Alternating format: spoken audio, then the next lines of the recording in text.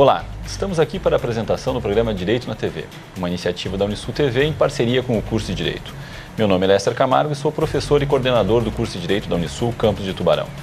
O programa também é apresentado pelos professores e advogados Maurício Zanotelli e Fábio Holthausen.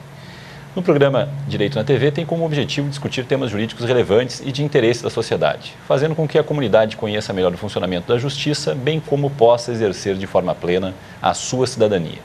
Nesse sentido, colocamos à disposição de você, telespectador, o e-mail da produção para que sejam encaminhadas as dúvidas, sugestões e as opiniões acerca dos temas aqui discutidos. No dia de hoje, discutiremos algumas questões ligadas ao consumidor e aos seus direitos e deveres. Trata-se de assuntos de enorme relevância para toda a sociedade, principalmente se considerarmos a época em que se aproxima, onde crescem geometricamente as relações de consumo. E onde muitos consumidores, às vezes por negligência, às vezes por inocência, acabam sendo prejudicados nas suas compras de Natal. A discussão e o esclarecimento dessas questões certamente é uma preocupação de todas as pessoas da sociedade. A fim de comentarmos essas questões, temos hoje aqui presente o professor e advogado Fábio Zabotti Holthausen, que por coincidência também é um dos nossos apresentadores do programa Direito na TV. O professor Fábio é coordenador do programa Responsabilidade Social do curso de Direito da Unisul, é pesquisador filiado junto ao Ministério da Educação, consultor jurídico da Agência de Gestão, Desenvolvimento Científico e Inovação Tecnológica e gerente do Escritório de Propriedade Intelectual de Transferência e Tecnologia da Unisul.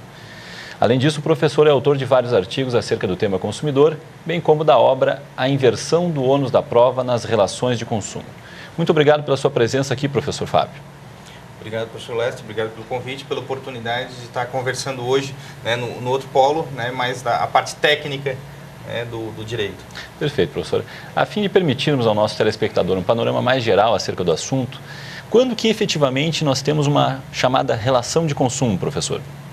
A relação de consumo, ela ocorre quando, num dos polos da relação, nós temos o consumidor, né, e esse consumidor é definido pela norma. Ou seja, o consumidor é aquele que adquire um produto ou um serviço para uso próprio, né, como destinatário final desse produto. No outro elo dessa relação, nós temos o fornecedor, aquele que fornece algo no mercado com intuito de lucro, né, com objetivo de mercância mesmo. Uhum. E o elo que liga eles, né, essa relação contratual, é feita através do fornecimento de um produto, também definido pela norma, né, ou a prestação de serviço, né, que também está definido lá no Código de Defesa do Consumidor. Então, a partir do momento que nós temos todos esses elementos naquela relação jurídica, nós temos uma relação jurídica de consumo. Perfeito, professora. Isso não abrangeria, então, todas as relações contratuais? Por exemplo, o cidadão comum que a cada 2 anos ele resolve lá trocar o seu automóvel e vende para um outro amigo, isso também consistiria numa relação de consumo, professor? Não, professor Lessa. Por quê? Porque por mais que, se nós analisarmos o conceito de fornecimento, se nós analisarmos o conceito de consumidor, naquele que está adquirindo, ele se enquadre, né? Se analisarmos o conceito de produto, que é aquele bem, né, aquele veículo também se enquadre, o conceito de fornecedor não enquadra aquele eventual, ou seja, aquela pessoa que esporadicamente, de forma eventual, né, sem uma postura no mercado de fornecimento, ela não vai se enquadrar como fornecedora. Perfeito. E aí ele não tem essa proteção, então, do Código de Defesa do Consumidor nessas situações? Quem adquiriu não tem essa proteção, mas ele tem o Código Civil que vai regular de forma adequada, principalmente com toda a reformulação feita a partir de 2002, né, e vai regular de forma adequada aquela relação jurídica. Perfeito, professor, perfeito. Acho que é importante esse esclarecimento.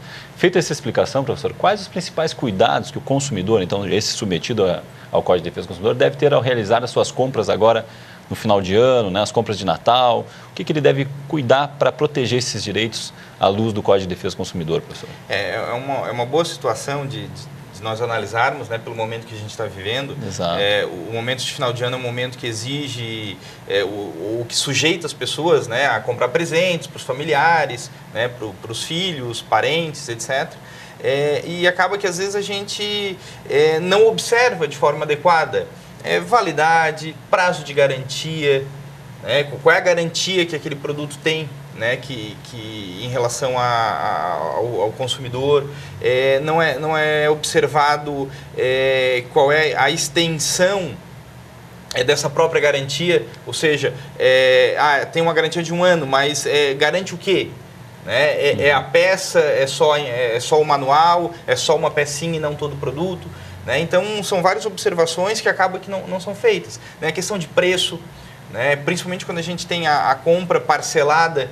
Então, se eu observar, tomar o cuidado de observar, quanto que se pagaria por aquele produto à vista, né, e quanto que vai estar se pagando por aquele produto em 10, em 15, em 36 parcelas, né, que a gente já tem produto sendo vendido nessa... É verdade, professor. E sem dúvida também sempre guardar essa documentação, né, a nota fiscal, o certificado de garantia, são todos documentos importantes para uma eventual... problema no judiciário, enfim, né, professor? Essencial, professor. Assim, guardar a nota fiscal, o certificado de garantia e digo mais, se o vendedor prometeu alguma coisa, né, se, esse produto faz isso, esse produto tem essa característica, pedir para o vendedor botar isso por escrito, né, colocar isso por escrito, pegar esse documento e guardar junto. Por quê? Porque se depois aquele produto não fizer isso, ele pode usar aquilo ali, o código prevê a possibilidade de usar aquele documento, aquela informação para discutir perante o fornecedor.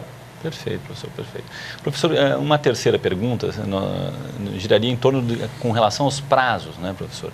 Quer dizer, existe esse prazo que o senhor comentou, uma garantia feita entre as partes, mas existe também uma garantia prevista na lei. Como é que fica isso, professor? Às vezes nós vimos assim, a garantia de 1 ano, né? Quando chega perto da Copa do Mundo, garantia até a Copa do Mundo. E aí, é só até lá? Tem mais garantia depois? Como é que faz essa contagem, professor? Na realidade, o código fala numa garantia legal, né, e na possibilidade de uma garantia contratual. Então, a garantia legal dos bens duráveis, dos produtos duráveis, ela é de 90 dias, tá, a partir... se o vício for aparente ou de fácil constatação, a partir da entrega do produto. Então, 90 dias a partir da entrega do produto, se eu tenho um vício aparente, eu tenho esse prazo, né, para reclamar ao fornecedor. Certo? E é o que se chama de garantia legal. Passado essa garantia legal, nós temos aquilo que é chamado de garantia contratual, ou seja, aquela garantia que o fornecedor dá o termo para o consumidor do seguinte, garanto por 1 ano, garanto por 2 anos, por 4 anos. A gente vê agora veículos com garantia de 4, 5 anos. Perfeito. Né, de fabricação. O que acontece? Essa garantia ela é complementar à garantia legal. Ou seja, esse 1 ano ele vai contar a partir dos 90 dias de garantia legal. Então, na prática... É uma soma, então. É uma soma. Eu tenho 1 ano e 3 meses. Interessante, professor. Para finalizarmos o nosso primeiro bloco, professor, eu gostaria só que o senhor comentasse, e se o vício, se esse defeito na coisa não for identificado no momento da compra, for só um tempo depois...